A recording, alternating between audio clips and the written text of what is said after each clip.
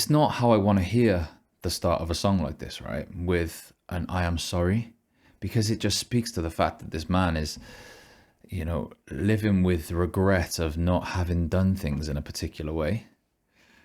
Now, the reality is, hello everyone, and welcome back to my channel, Dr. Nick Analyzes. It's been 6 months since I've made a video. I've been toiling away in academia as a university lecturer, but I'm really happy to be back, and I'm committed to making more of these videos. And as evidence of that commitment, I'm actually now working with a video editor. And so if you see me looking in this direction toward my friend Byron, it's because Byron's in the room with me, and his job is to make these videos look and feel a lot more professional and finished than just myself in my bedroom with a camera. And so after 6 months of not making any videos, the question is, what video was I going to return with? Now, about 6 months ago, I had a supporter via Buy Me a Coffee. You'll know that a lot of YouTube videos, they get reaction videos, they get copyrighted. And so a way that people out there support reactors is by small initiatives like Buy Me a Coffee. Anyhow, one of those supporters, Michael, he supported me on Buy Me a Coffee. And he asked me if I would react to a video that I believe his brother made. There's a really sad story behind this. I believe that his brother lost his son to suicide. And so I'm sort of prepared for a little bit of an emotional experience here, but I'm really excited to look at it. You'll notice from the video, it hasn't had loads of views, but I don't really care about that. What I care about is, what is this musical video gonna teach us about the human condition, about suffering, about mental health that we can take forward with us. And so I hope you enjoy this video.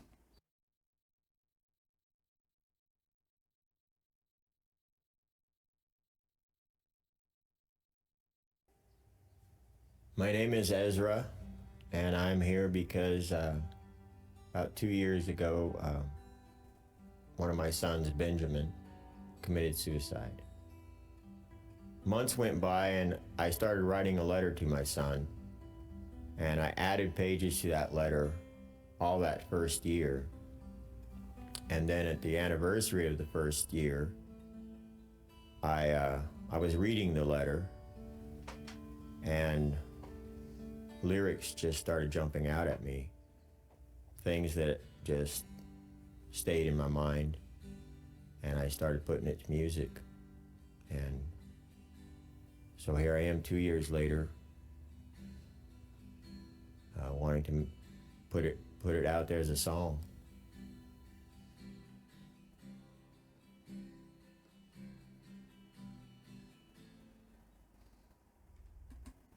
All right, before the song starts, this is so brave. This is so brave of this man to do this. I feel as though the loss of a child is the worst thing that can happen to a human being. I feel as though before I had my children, I was bubbling along and was almost like a happy little bunny rabbit in the world. My wife often called me a golden retriever. And then I had my first son, Max, and I was a changed person afterwards. The vulnerability that I felt, it was a weird one, because it was now that not only if something happened to me that was a bad thing, but if something happened to him, I'm not sure how I could go on or how I could continue to live in a world with that loss. And so for this gentleman, Ezra Fauth, I'm gonna say, like, even the fact that he can brush his teeth in the morning, given that loss, is amazing.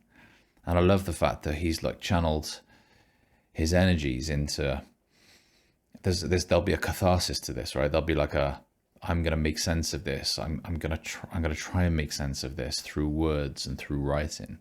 But the fact that he's putting himself out there and creating this is so brave, because this is the most vulnerable sort of like fragile state that a person can be in. Right, let's see what the song holds.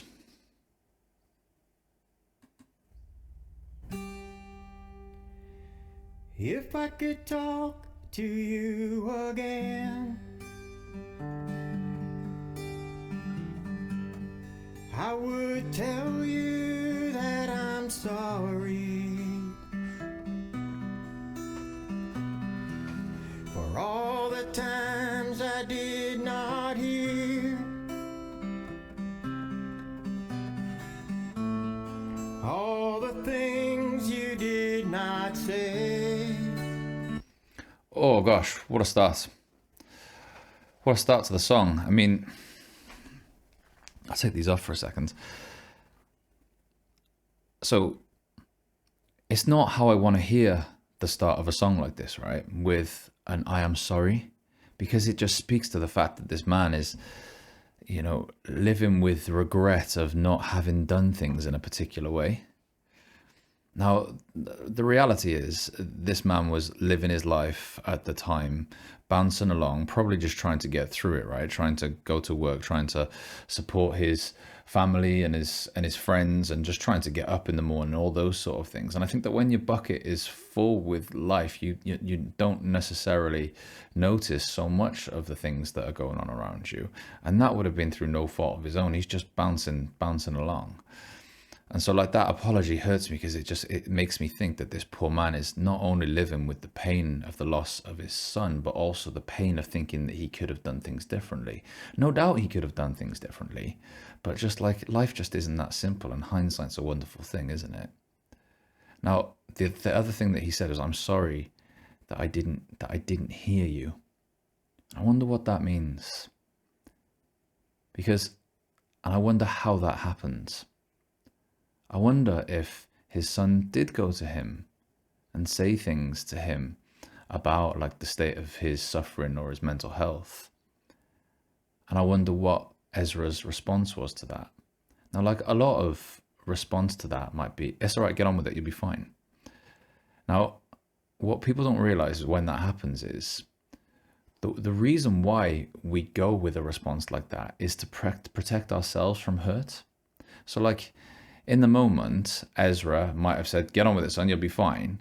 Because it would have been a little bit painful and a little bit hurtful to think of his son in pain. There's almost like a panic response from the place of a parent. Like, I don't like my pain at seeing your pain. And so I'm going to do things to stop myself from feeling pain by shutting this down and not hearing you. So it is interesting, isn't it, how like in the pursuit of saving ourselves from pain, we will often sort of like not hear the people that are in front of us. And then he also said like, and also for the things that you couldn't say, which speaks to the idea, and this is, I guess, a regret in Ezra's mind right now, is did I provide a context that allowed my son to talk to me? Oh. That's such a hard thing, isn't it, amongst like the busyness of life and stuff. I almost like want to hug this person and just say, look, take it easy on yourself. Do you know what I mean? You were trying your best. All right, let's get back to it.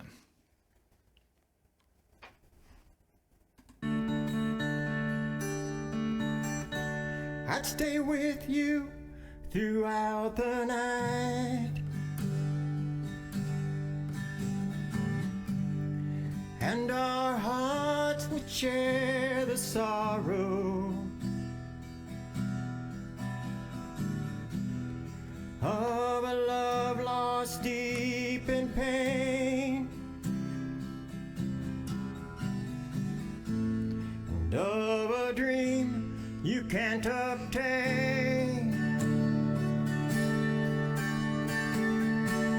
And we turn back the hand of time, and there would be a bright tomorrow. We would talk until we agreed, and our love would plant a seed. We could walking through the woods. Then go back into the garden. If I could talk to you again, son, I really feel it's what we need.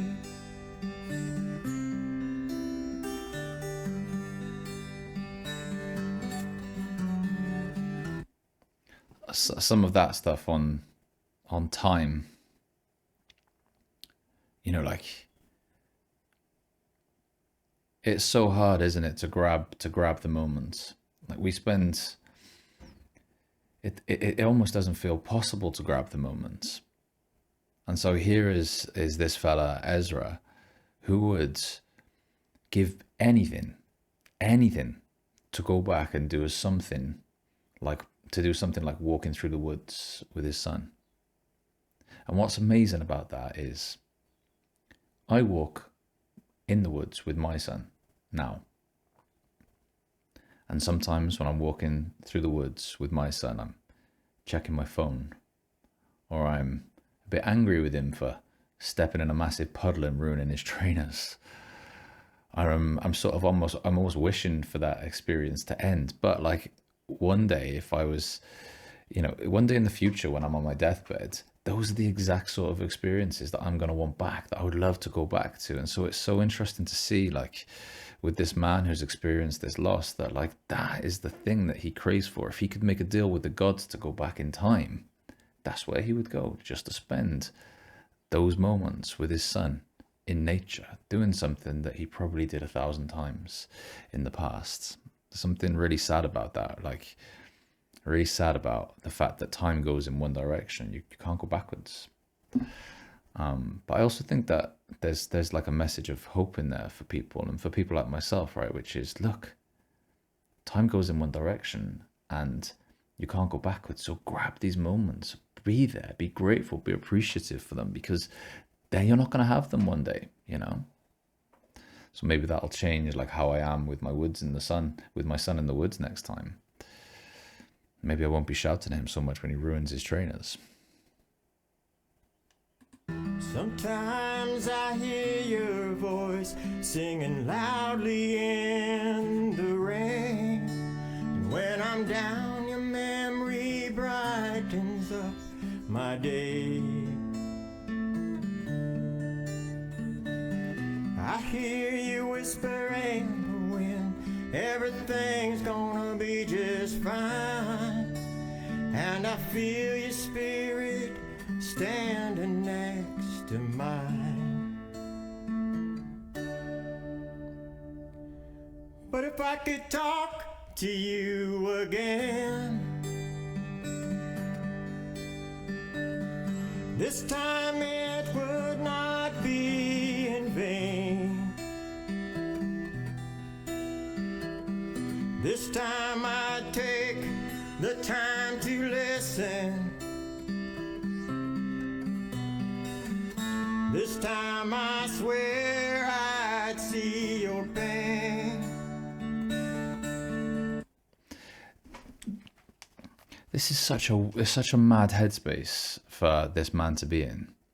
It's something that I've thought about quite a lot. So he just said, like, how his son's memory brightens his day and how he hears him in the wind, his voice is in his head. So, like, in some ways his son hasn't passed away. His son's still there. His son's still sort of like influencing him and bringing him like this real sort of like positive energy. So there's that sort of side of things. But then the other side of the coin is like the pain that he feels, right? So he's still like living with this regret. He's still like, if I could talk to you again, I'd do these things differently. There's that real sort of like, there's almost like it's hard to accept, right? It's hard for this man to accept that this has happened. And there's almost like a bartering thing going on here, whereby he really wants to change what has happened in the past, and yet he can't. And at the same time, he's also really almost like grateful and honored by the relationship that he had by his son. So it's such like a weird headspace. there's a film called Arrival, and I haven't watched this film, but I was told about it. And in that film, there was a lady who lost her daughter, and I think like at some point in the film, she was offered, hey, you know, you could go back in time and never have your daughter, and so then you wouldn't experience this pain. And she was like, no, no, no, I choose this pain. I want this pain. Like I want to have both my relationship with my daughter and all of the fullness and meaning that comes with that, even if that means that I have to have this pain. And it's almost that same thing that's going on with Ezra here, right? It's like like I wouldn't change this. I would change the fact that his son was suffering and committed suicide, but not change his very existence to save himself from the pain that he's feeling right now. You know, there's so many layers and there's such depth to like this topic, but this song as well.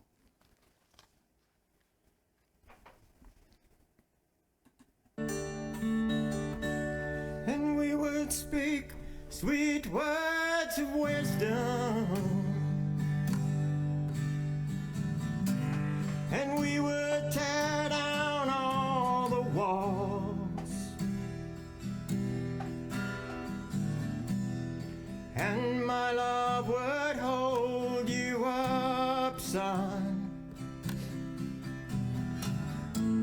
and I would never let you fall. And I'd climb down into the rubble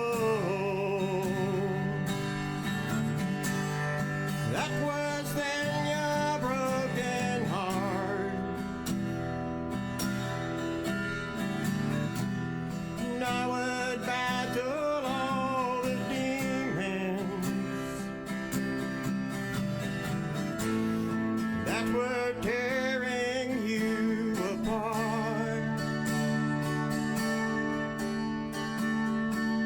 and I would put my arms around you, and I would lift you out of there. If I could talk to you again, son, I would show you that I care. If I could talk to you again, son, I wonder, would you still be here?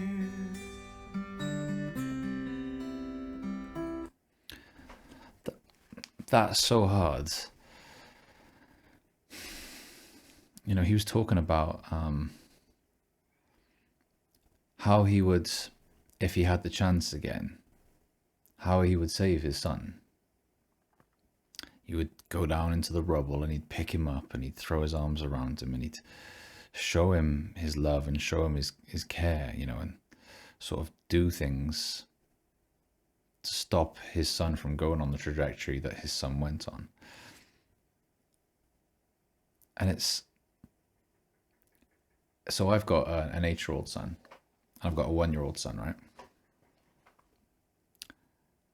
And I feel as though my job on earth is to throw my arms around them and keep them safe.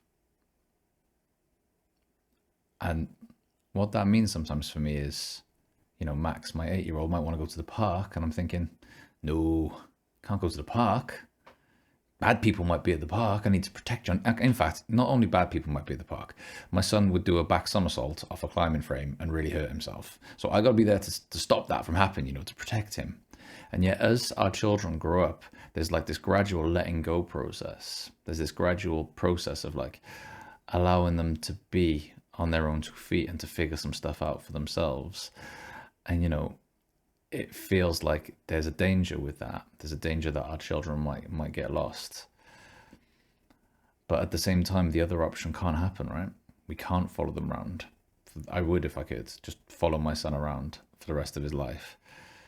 but I can't, because what sort of life would he have, and what sort of life would I have? So there's this process of letting go. And so I feel for this fella Ezra, because he's almost thinking, right, it was my job to protect you, and I could have followed you around for your whole life, and then you'd still be here. But I don't think that was ever really an option. And so I hope he's got like real heart and sort of like compassion for that fact when he really thinks about this. Like the process of being a parent is in some ways the process of letting go over a period of years.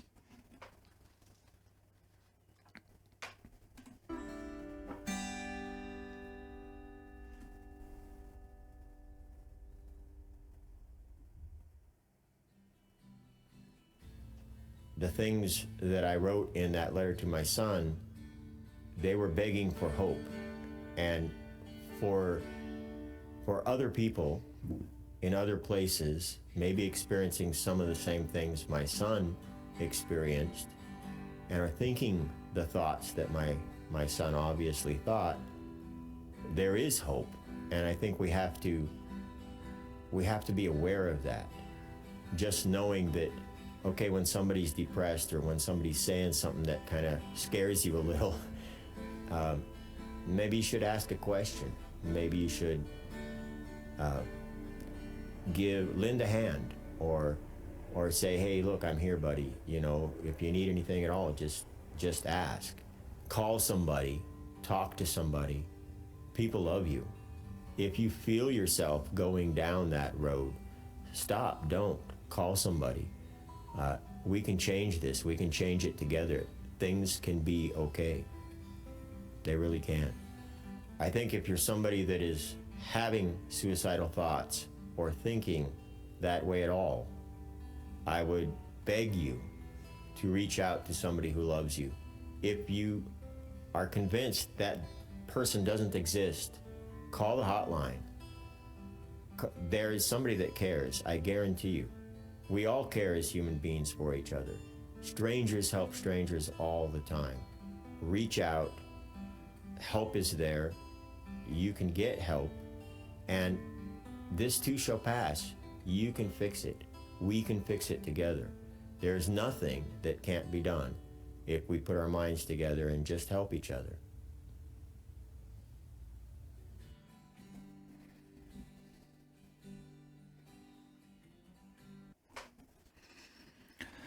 What an amazing thing to have turned this pain into that sort of purpose. A brave thing, you know, I'm gonna do something here that I hope will help people out there. Interestingly, the thing that he said at the end, which is like, you know, as a parent, you want to try, and it's not an easy thing to do.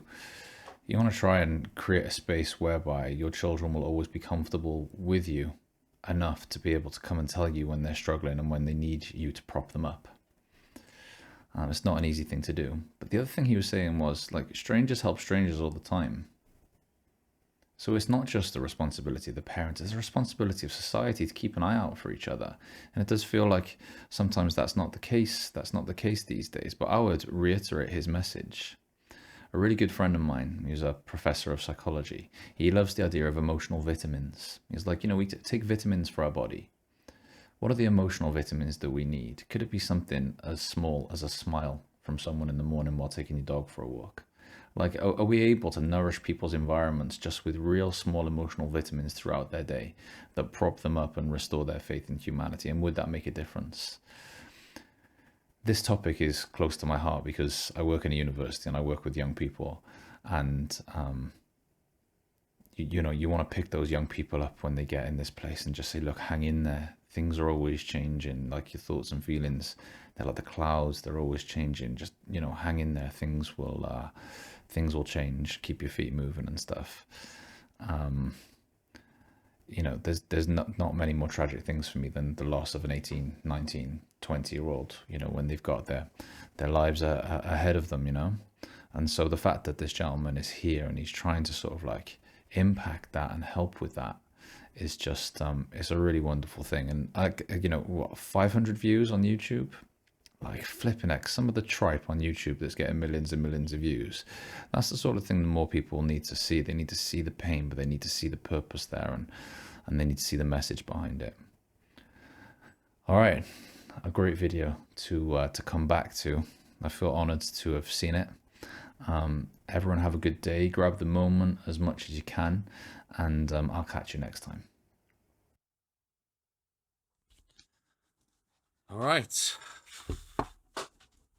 How anybody can cope with, get on myself.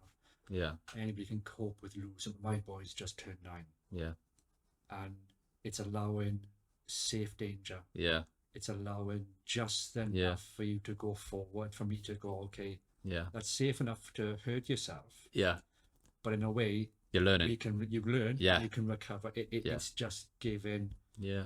And it's really, really difficult. And there's one thing that's always on the back of my mind is that whilst my boy is in Swansea and I'm not there, we see each other every weekend. Yeah.